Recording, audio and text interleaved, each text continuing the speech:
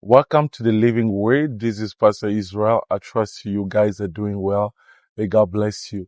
So I was reading a word, and this word touched me so much, and I want to read it with you. I'm in the book of Joshua 1:6. Joshua chapter 1 verse 6. The Bible says, "Be strong and courageous, for you shall cause these people to inherit the land that I swore to their fathers to give them."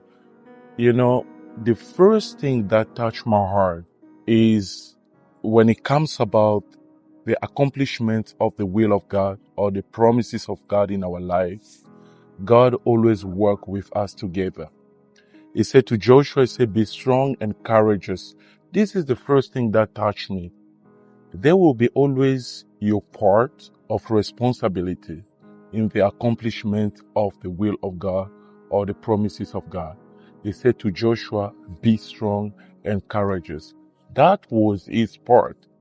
I want you to understand that in the process of the accomplishment of your promises, you have your part of responsibility.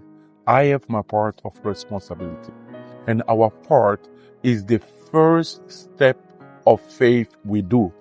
What is your first step of faith toward the accomplishment of God's promises in your life?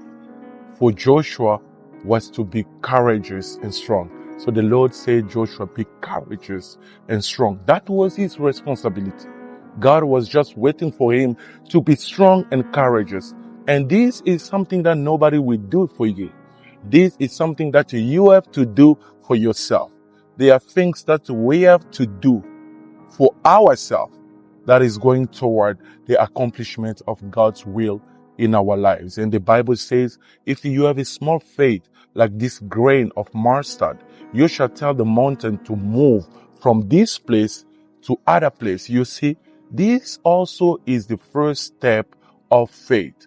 I want to encourage you this year to do the first step of faith in your life. That first step of faith leads you to the accomplishment of God's promises or God's will in your life. May God bless you. Shalom.